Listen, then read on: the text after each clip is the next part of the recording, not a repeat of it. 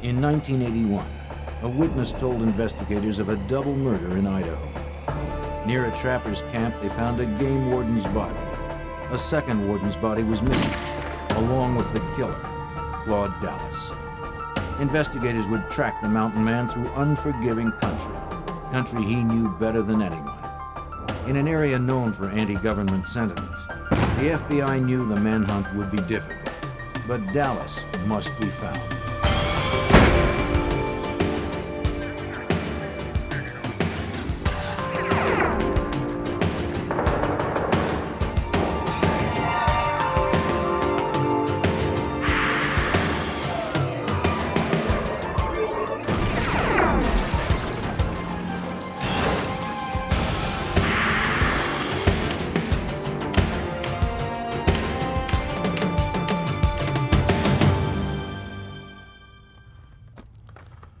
The sun set on the Wild West long ago, but some people refused to notice. Claude Dallas was one of them. A wily trapper, distrustful of authority, Dallas typified the rugged individualism that forged this country. He went too far when he killed 2 game wardens in 1981. The law that he despised so much began to close in. But Dallas knew the land and could live off it as long as he needed to. Finding him wouldn't be easy. I'm Jim Kallstrom, former director of the FBI's New York office. A man like Dallas could hide almost anywhere. The severity of his crime demanded that we never stop looking. A modern-day posse formed to round up the maverick and deliver him to justice.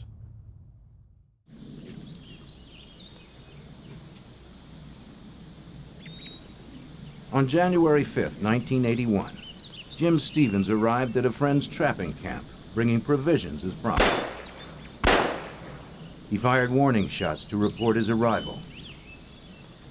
He knew his host didn't like being surprised by unannounced visitors. The trapper, Claude Dallas, had created the gunshot warning system. He was protective of his compound. Dallas was glad to have the supplies. He was trapping for the winter in Bull Basin, a remote area in southwestern Idaho near the Nevada border. He had bagged a few bobcats out of season and planned to sell their furs in the spring. But he needed food before that to sustain him. Besides restocking Dallas's camp, Stevens had come to look for Indian artifacts. He planned to search along the river. In such an isolated area, he was bound to find new items for his collection. Dallas stayed to look over his new provisions.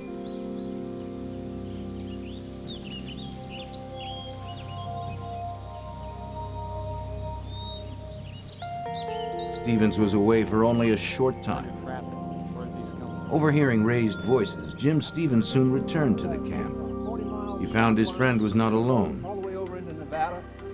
Dallas was arguing with 2 game wardens, Bill Pogue and Conley Elms. You got a gun, sir? Stevens noticed Dallas's shoulder holster was empty. Though the wardens rarely met with trouble, few woodsmen were happy to see them. They requested Stevens' gun, following standard field procedure. All right, talk to me again. Are you up here with him? Yeah.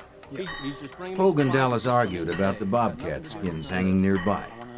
In Idaho, the season hadn't opened yet. Season started 2 weeks ago.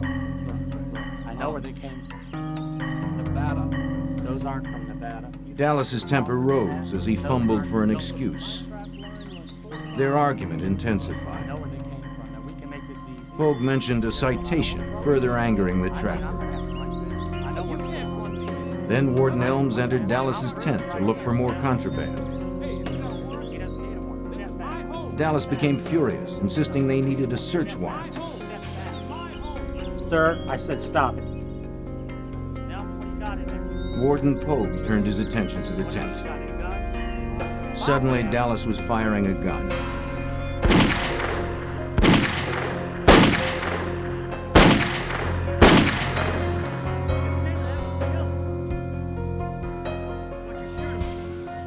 He had drawn a .357 he had kept hidden and emptied it into the unsuspecting wardens. Without a word, Dallas reached for his .22 rifle and carefully aimed behind the ear of Bill Pogue.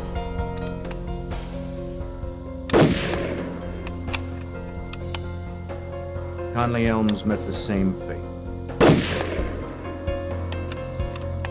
Jim Stevens was stunned. Dallas immediately claimed that Pogue had tried to draw his gun. Stevens had turned away just before the shooting began. He couldn't deny Dallas's Them or claim. me, you saw his hand on his gun. I swore last time I was arrested I'd never go in again. But did you have to kill him? But why would the warden have drawn? And why was Elms killed?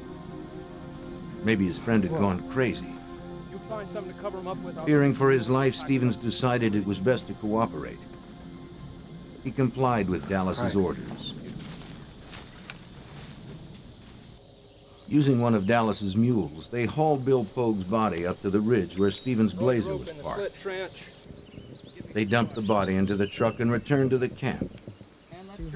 Conley Elms' body was too heavy for the mule to carry up the hill to the truck. Dallas first suggested they quarter him and haul the pieces. In the end, they dragged him almost half a mile across the rocky ground to the river.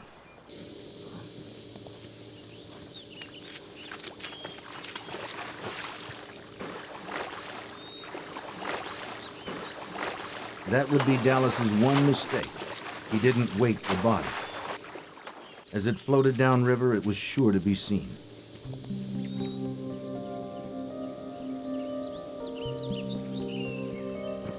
As a trapper, Dallas knew about leaving tracks. He must cover his to make it hard on the investigators who would hunt him. Using kerosene, he burned the bloody spots left by moving the bodies. Stevens had to help. Dallas then built 2 small fires to burn the ropes used to move the wardens and some of the warden's equipment. He tried to get rid of anything with blood on it.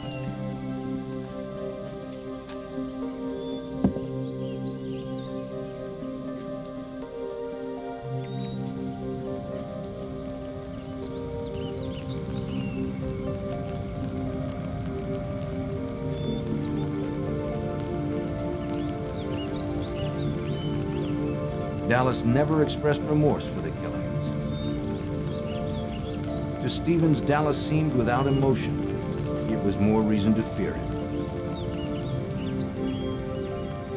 Dallas had to get rid of Bill Pogue's body. He decided to go to a friend's house in Nevada for help. Stevens didn't want to cross Dallas, and it might give him a chance to get away from the killer. They would head for Paradise Hill, Nevada, 5 hours away.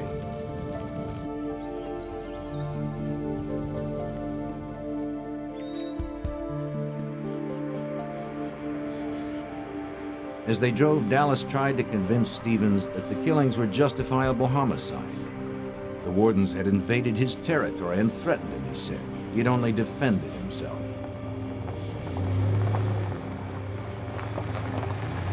Stevens couldn't understand how it was self-defense, but he didn't argue. There was no telling what Dallas might do to him. Near the end of their drive, Dallas apologized for involving Stevens.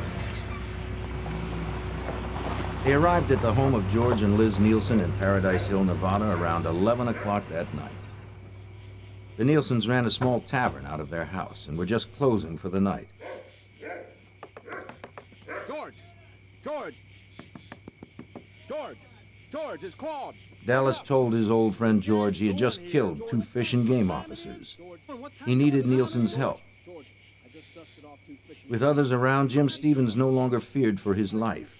But what he had seen and done still terrified him. Dallas told George and Liz Nielsen he had one body outside and that the other was in the river near his camp. George Nielsen shared Dallas's contempt for the law, and he believed the claim of self-defense. He agreed to help. Dallas told Stevens he could go and asked to borrow the Nielsen's pickup to take Pogue's body out and bury it. The men went outside so Dallas could move the body from the blazer to Nielsen's pickup. Wait a minute.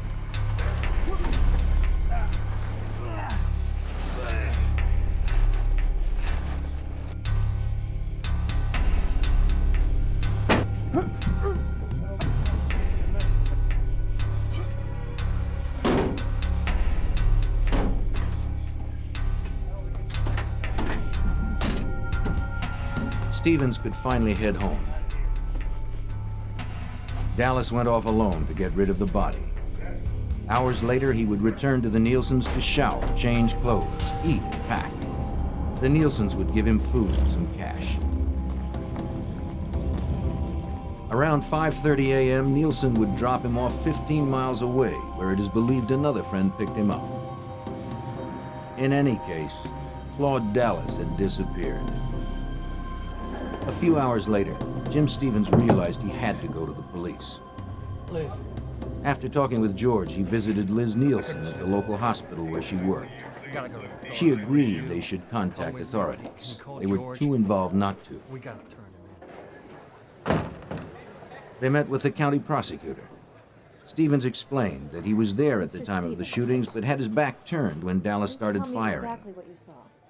We went down the river there. He didn't see if Pogue had drawn his gun, so Stevens couldn't verify or dispute Dallas's self-defense story. George and Liz Nielsen told how they had helped Dallas disappear, but they didn't know where he was. All anyone knew was that for some reason, Claude Dallas had snapped. He was unpredictable, armed, and out there somewhere.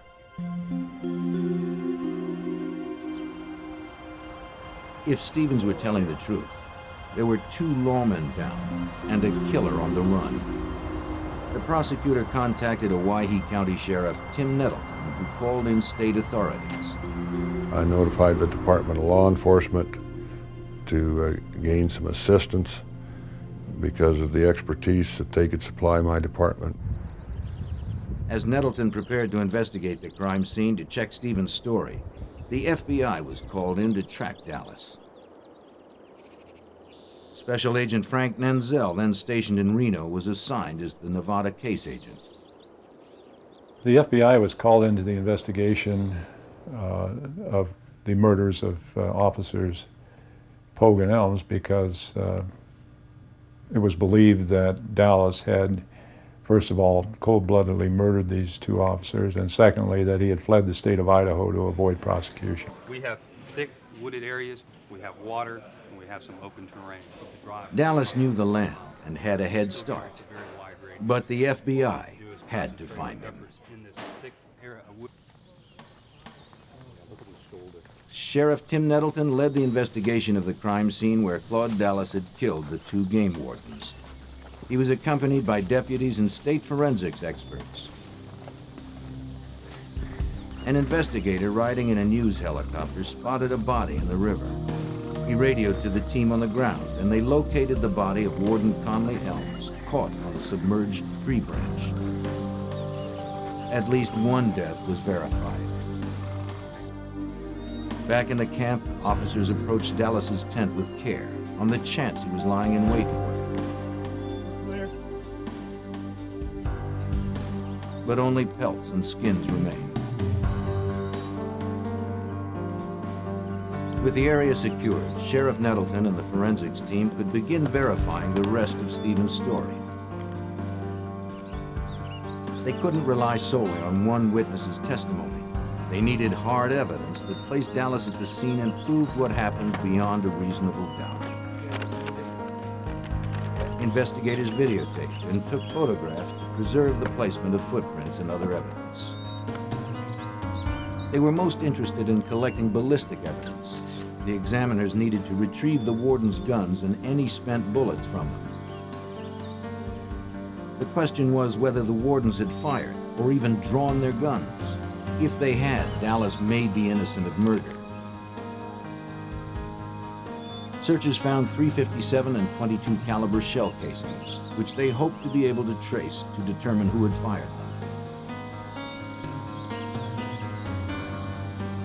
Although evidence had been burned, much still remained.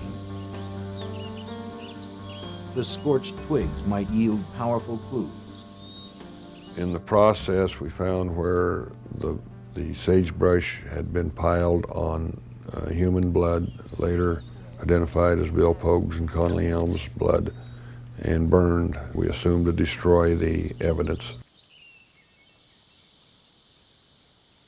It was painstaking work, but their meticulousness was crucial. even the tiniest traces of evidence would be useful to Idaho State Crime Lab examiner Rick Groff. There was a number of blood spots that were collected off of plants, off dirt, around a campfire, just in a number of locations. The one eyewitness, Jim Stevens, cooperated fully. His testimony would help the Idaho Department of Law Enforcement's Harry Capall reconstruct the killings. We took, the next day I believe it was, we took Stevens and went back down to the crime scene and had him walk us through, showing us where Elms was standing, where Pogue was standing, where he was standing, where Dallas was positioned, and we acted it out and photographed it.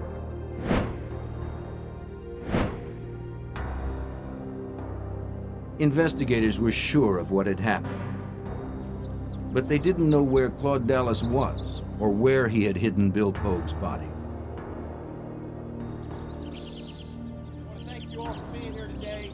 Local and state officers and civilian volunteers would look for the body.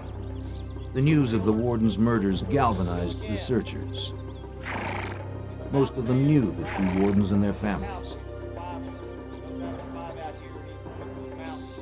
Sheriff Gary Amon, then a dispatcher, was part of the search for the body. It was Dallas being a cold-blooded cop killer. It was scary searching, but there was anger there that you wanted to help the family find the body so they could bury their loved one.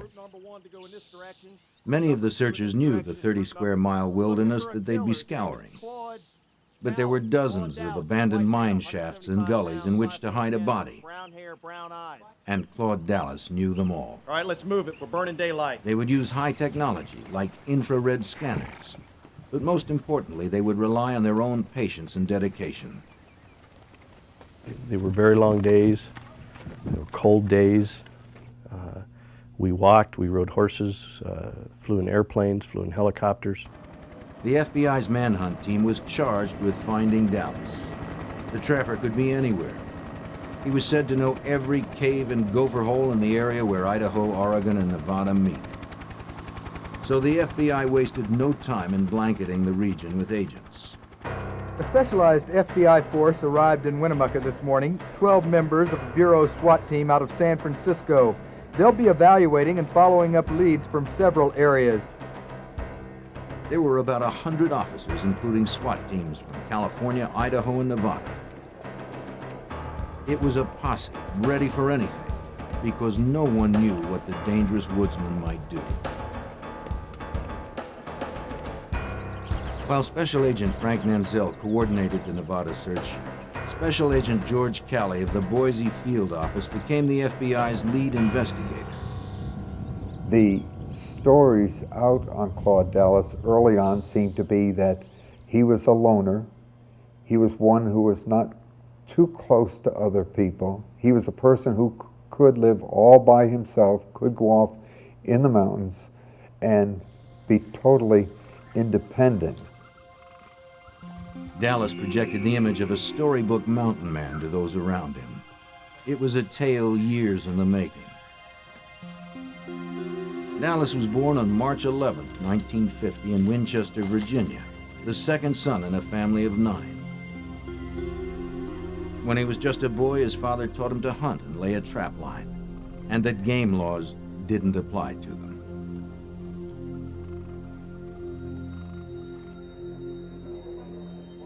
The FBI learned that Dallas's name was already in their files for a draft dodging charge more than 10 years earlier.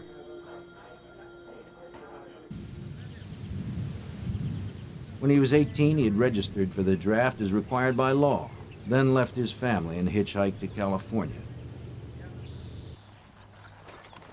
Dallas found work as a ranch hand, though he had no experience. But he learned fast and soon became known for his hard work and for his distrust of the law. After several years, he moved on, perhaps unaware the FBI wanted him as a draft dodger. In 1973, the FBI caught up with Claude Dallas. They arrested him for failure to report for induction. But the draft board couldn't prove he had ever received his draft notices. They dropped the charges. It was his first victory over the government laws he despised. Dallas moved to Paradise Hill, Nevada.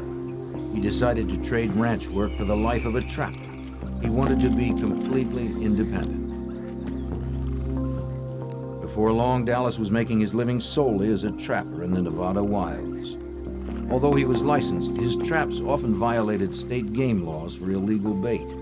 Legitimate trappers had little respect for his operation. Sheriff Nettleton knew Dallas's reputation. Dallas was a trash trapper. He never took the time to go with a real trapper and learn how to trap. As authorities investigated the man they were hunting for alleged murder, they uncovered a history of conflict with the law. In 1976, Nevada game warden Dale Elliott came across some of Dallas's illegally baited traps.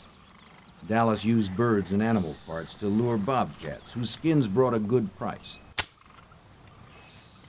But this improper bait also attracts animals like raccoons and skunks and kills them needlessly.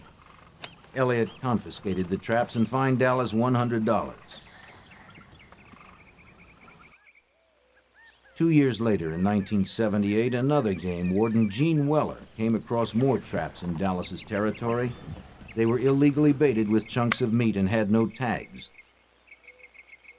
Dallas couldn't be found, and since it was late, Weller decided to return the next day to look for him.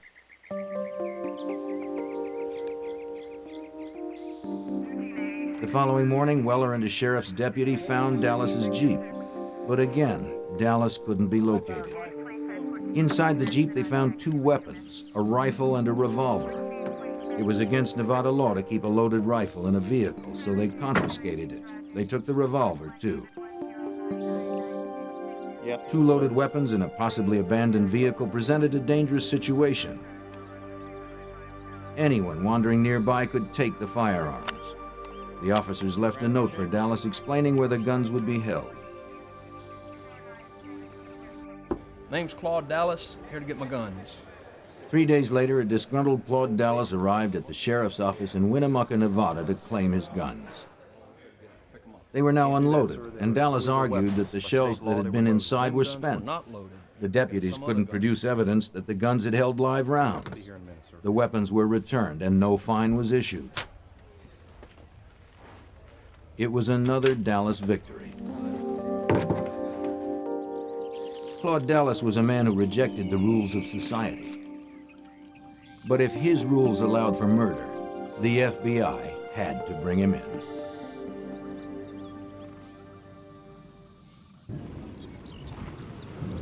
Within days of the two game wardens' deaths, FBI agents gathered information about the killer Claude Dallas. Special Agent George Calley led the investigation.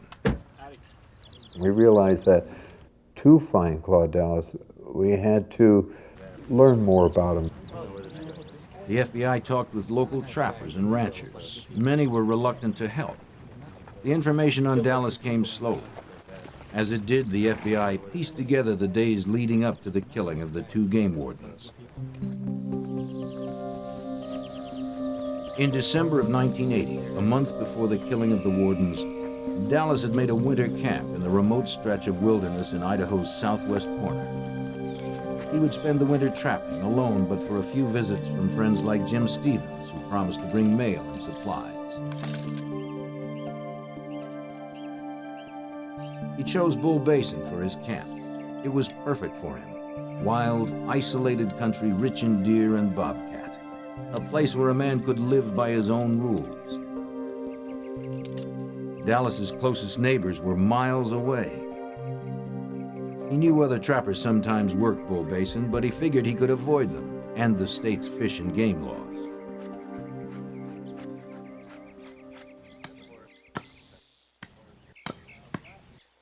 But one day, his neighbor paid him a visit. Eddie Carlin owned the 45 Ranch, 12 miles away. He often trapped in Bull Basin, and he wanted to know who was working his territory. Carlin saw illegal bobcat furs in the camp. When he commented on them, Dallas said he didn't believe in man-made laws. Something about the trapper made Carlin uneasy. Well, I got a long line out here. I run 40 traps. He nervously eyed Dallas's .357, a more powerful weapon than a trapper needs. Any of these come off of the Carlin made it clear his family had trapped in Bull Basin for years. Finally, they agreed to work separate areas of the basin. I keep my property line squared away there. Okay. They would stay off each other's turf. For the moment, Eddie Carlin was more concerned about a couple of trappers poaching on his 45 ranch itself. In the Northwest, working another man's land is like stealing directly out of his pockets. Carlin drove 2 hours to the nearest phone to alert the Fish and Game Department. It was 10 p.m. on January 4th when Carlin reached Game Warden Bill Pogue. Pogue was known as a strict, by-the-books warden. Carlin knew he would help him clear his ranch of unwanted trappers. All right, look, I'll see you in the morning. Pogue understood Carlin's concern. That would be great. The poachers needed to be caught before they moved on to new territory. Pogue told Carlin he'd head out right away, but he needed to find a partner. He called 2 wardens who were unable to make the trip. Finally, he reached Conley Elms.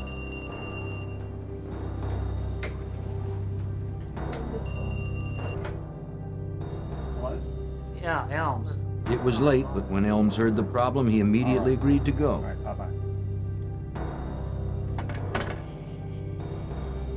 The wardens arrived at the Carlins' 45 ranch at 3 a.m. on January 5th. After a few hours' rest in sleeping bags outside, the men joined Eddie and Joanne Carlin for breakfast. Eddie described the poachers who were trapping on his land. The wardens considered how to approach them. Then Joanne added that there was another man named Claude Dallas trapping in Bull Basin. He was bagging game out of season. 2 other guys camping right on the edge of my ranch. Eddie told them to watch out for Dallas. The wardens said they'd cover each other. They left to confront the trappers on the 45 ranch first. Jim Stevens arrived in Dallas's camp at mid-morning, then went off to look for artifacts, leaving Dallas alone.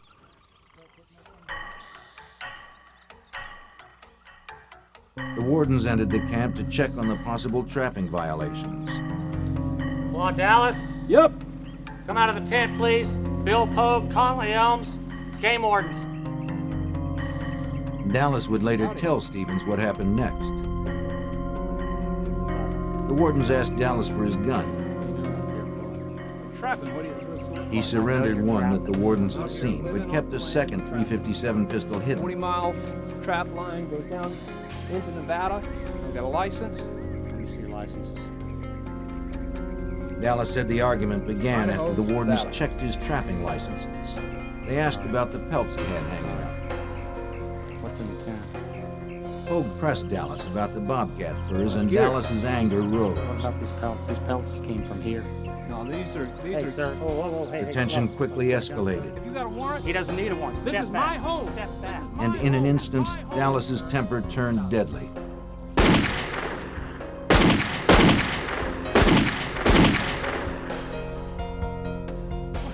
What you shooting for? Perhaps what was most horrible was the way the wardens were executed.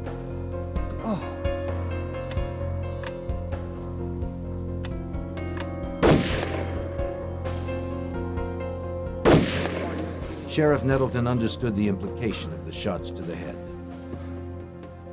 That shot behind the ear was to finish him off, and is a common way of administering death by a trapper. Clearly, Dallas considered the wardens no more than animals stumbling into one of his traps. The cold, terrible nature of the crime didn't faze Dallas. Unshaken, he tried to cover his tracks, intimidating Jim Stevens into assisting him. Then he vanished.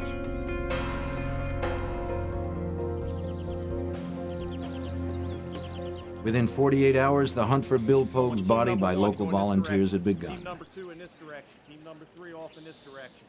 Elm's body had been found, and the story Jim Stevens recounted was proving to be true.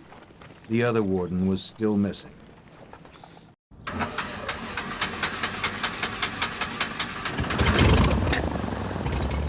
Local and state authorities used every tool at their disposal, including Sheriff Nettleton's airplane.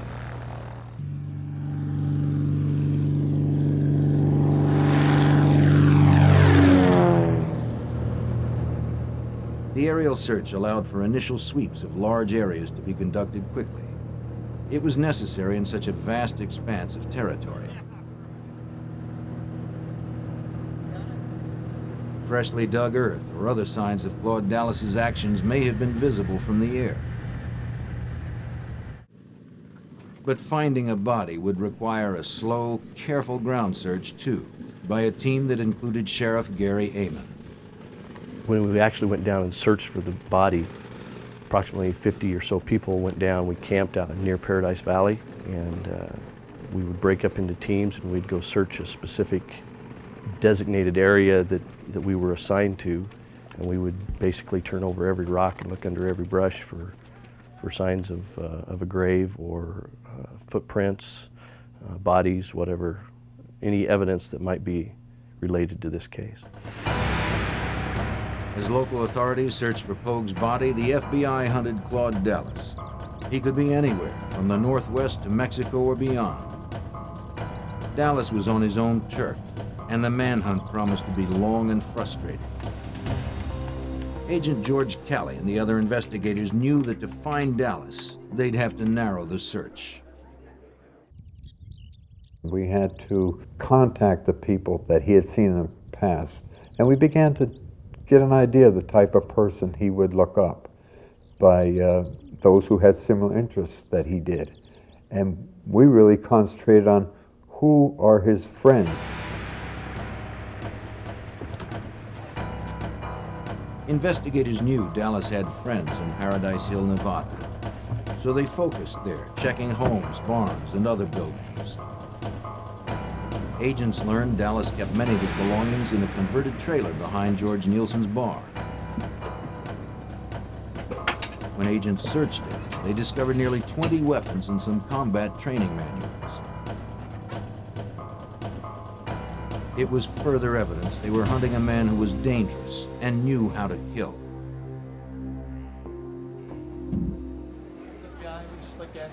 Inside Nielsen's bar, the FBI questioned everyone who knew Dallas. The Nielsens were helpful, telling the FBI the same information they had given the county prosecutor earlier. But others in the bar were largely uncooperative. Not many locals appreciated federal intervention. They gave agents few leads. It was clear people were protecting Dallas, either because they liked him or because they disliked the law. The federal agents weren't the only ones getting the brush off. Even local authorities like Harry Capal felt the frustration. Some of the anti-establishment type people said the two officers deserved to be killed. They had no business being down invading this man's camp, but there were quite a few people in the Winnemucca area who really weren't too helpful, and I think our investigation would have proceeded a lot faster and quicker had they have been more willing to come forward, or if we did interview them, tell us the truth. The fact that Dallas had a network of supporters in Nevada and Idaho gave agents the first glimpse behind his mountain man facade. It seemed he was not the self-sufficient loner some made him out to be. He was resourceful, but he was also dependent on others. The field work by agents like Frank Menzel slowly uncovered the truth about Claude Dallas. He wasn't earning any money, so he had to have some way to eat and sleep and that sort of thing, or a place to go to hide. So he was able to avoid us because he did have some friends, not only in the state of Nevada, but in Northern California where he had relatives. As investigators learned how Dallas operated, they figured out how to bring him out of hiding. They'd make the reclusive backwoodsman the best recognized man in the West, so he'd have to come home to hide. They designed and distributed a wanted poster and put a $20,000 reward on Dallas's head. Sheriff Nettleton called it the Poster War. I had requests from so many police agencies, all the way from Alaska, all up and down the West Coast. They were in Field and Stream. Virtually every gun shop west of the Mississippi had one hanging up. And any place that Mr. Dallas went, he would see his face. Any of his haunts, any of his friends would see it. This would leave him only one place to hide, back in Paradise Hill, where most of his supporters were. Investigators kept the pressure on, following every lead, searching every day, and waiting for Dallas to resurface. After 15 months, agents noticed the people of Paradise Hill becoming uneasy. They acted nervous when any law officer was nearby. The agents worked their contacts and learned that Claude Dallas was coming back to town. FBI agents persuaded a friend of Dallas's to turn informant and notify them when Dallas actually returned. In April of 1982, the informant came in to talk. He didn't want any trouble. Claude Dallas had moved in with a friend, he said. He was at Craig Carver's trailer just outside of Paradise Hill. There were plenty of weapons in the trailer.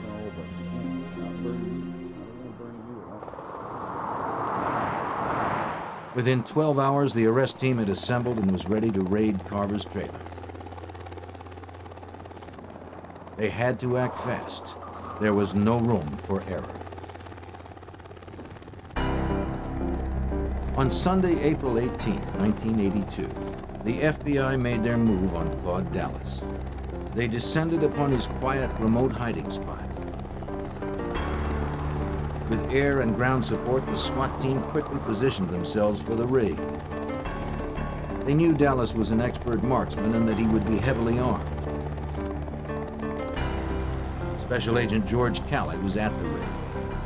And I well recall the announcement that this is the FBI, and Claude Dallas come out, words to this effect. And he did, he came out. But not the way they expected.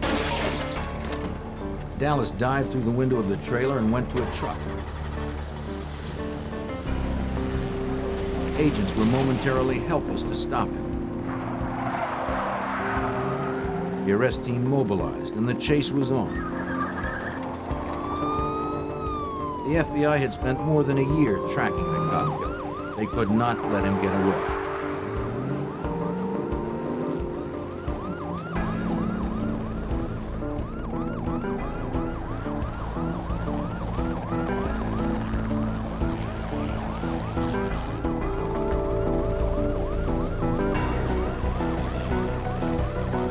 Cruisers and the helicopter stayed on his tail despite the danger.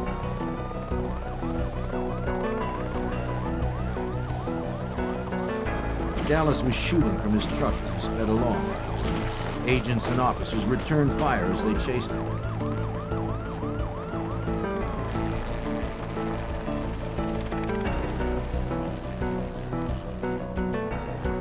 He seemed unstoppable, even bulletproof.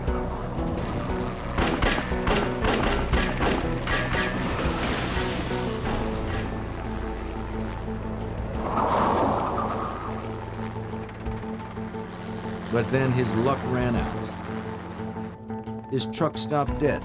The shooting stopped too. Dallas had been shot. He slipped out of his truck and crawled away. Men on the ground couldn't see him through the tall brush, but from the air, Nenzel had a bird's eye view. Unfortunately, with the agents out of their vehicle, he had no means of radio contact with them. So he was helpless to warn them. When I saw that agent walking toward Dallas, this agent was a very highly trained special agent SWAT team leader named Dave Gillen out of Las Vegas. I didn't think he saw Dallas, and I thought there could be, I thought Dallas could have killed him right there. And it really scared me badly. But as the agents approached, to everyone's surprise, Dallas lifted his arms and gave up.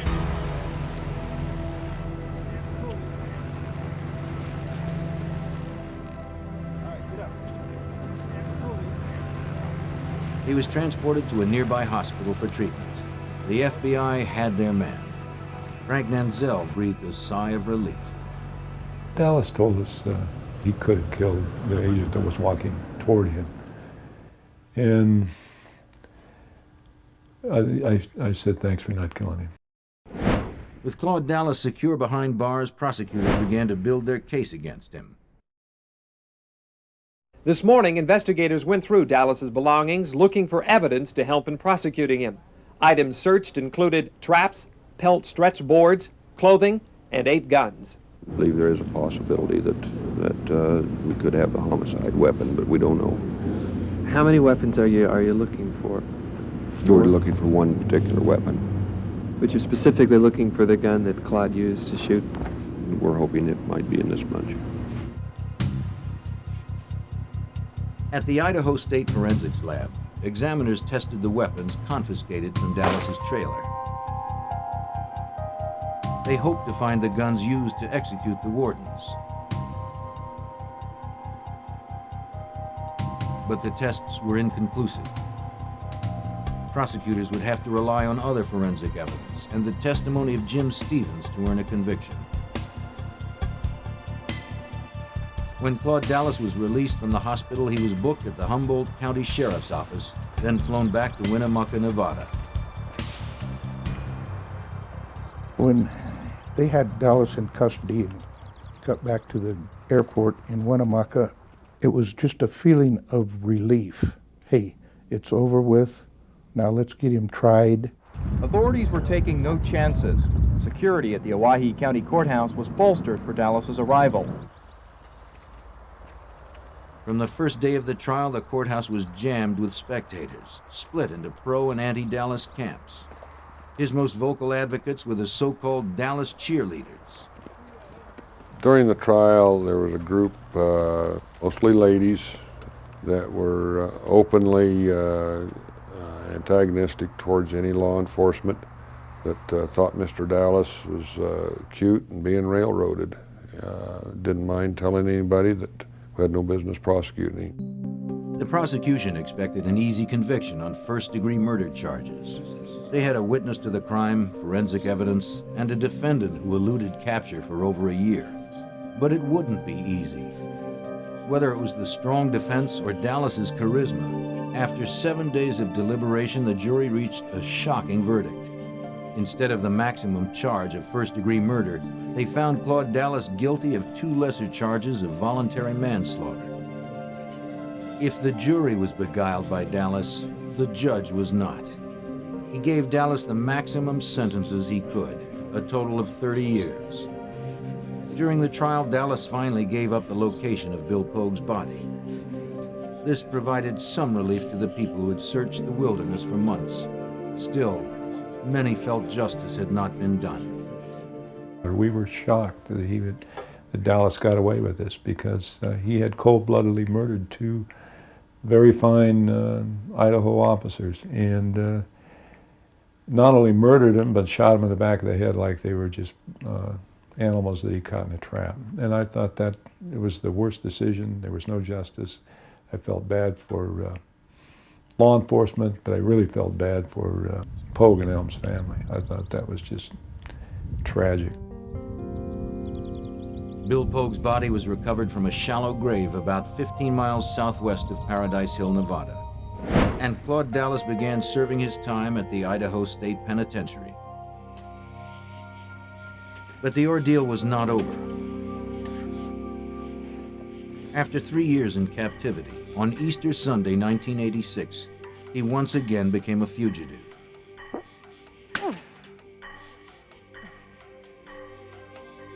Agents believed a woman from Reno who had befriended him brought him wire cutters on a visit. He used them to cut through the prison fence. It seems she also provided the getaway car. Dallas was now an escaped killer, and the manhunt team responded with full force. The FBI placed him on their list of 10 most wanted fugitives at the request of Special Agent George Cowboy. We knew could be difficulty in finding him, that should get him on the top 10. Knew that getting this publicity, not only nationwide but worldwide, and our wanted flyers that go out. Special Agent Nenzel welcomed the top 10 listing. You have the backing of the entire FBI, more so than you would in just a regular case. I mean, we have all the equipment, helicopters, planes, technical advice, laboratory, SWAT teams, people that are able to do all kinds of things will help you on a solid lead on a FBI top 10 fugitive case. The media also turned more attention to the case, generating more leads. The search was off to a strong start.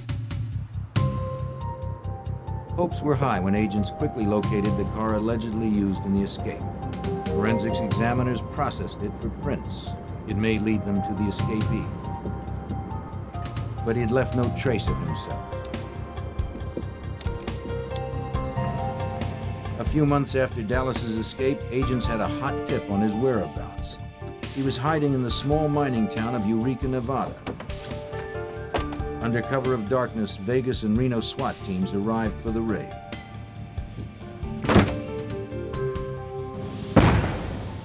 They threw a device called a flashbang through the front door to stun anyone inside and send up a smoke screen to cover agents when they entered. Would the fugitive Claude Dallas finally be brought to justice?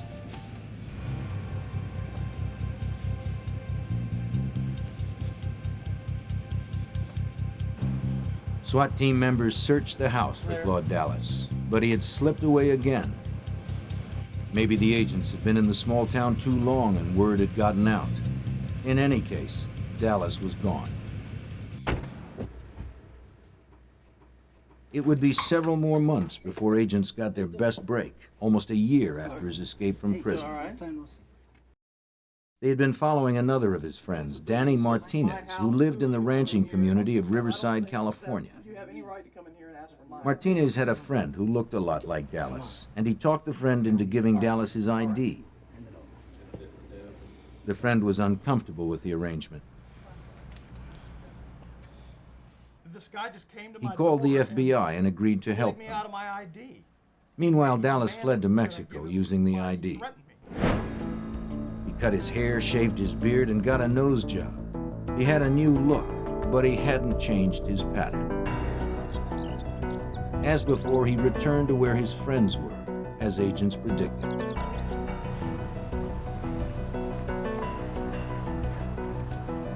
When Claude Dallas returned to Riverside, Martinez had the informant take Dallas to a motel. The friend quickly alerted the FBI. Knowing Dallas was inside, a SWAT team assembled at the convenience store across from the motel.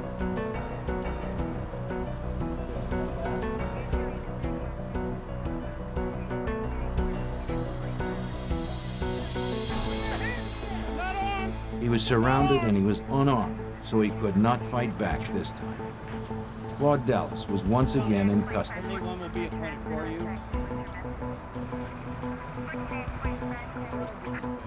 He was transported back to Idaho to stand trial. The charge was escaping from a state penitentiary. It seemed certain he would be found guilty. But again, he worked his magic on the witness stand. He claimed prison officials had concocted an elaborate scheme to kill him because they saw him as a cop killer. Amazingly, the jury bought his story, baffling agents like Frank Nenzel. Dallas was acquitted from escape, which totally astounded every FBI agent I ever knew that worked on this case, or any agent that ever heard about this case. It just was beyond belief that Dallas could escape from prison and then go to trial for that and be acquitted. Claude Dallas, who admitted killing 2 law officers, seemed somehow charmed when it came to prosecution. By this time, he had got off of his draft dodging. He got off of shooting 2 officers. Now he gets off of escape because the authorities are mean to this poor little boy. That's been his defense every time. But Dallas was defeated. He lost the year reduction in his sentence he had earned for good behavior, and he was returned to prison to serve the remaining 27 years of his term. Sheriff Gary Amon saw through Dallas's false image. Claude Dallas to me was a wannabe cowboy loner that wasn't near as tough as he thought he was. Harry Capall agrees. I don't think ever earned the right to be called a mountain man or a trapper. He was nothing more than a thief and a murderer. Following the game wardens' deaths, their widows initiated the construction of a memorial to Idaho's fallen officers. The monument stands as a testimonial to the true heroes of the West, those men and women sworn to uphold and protect the law.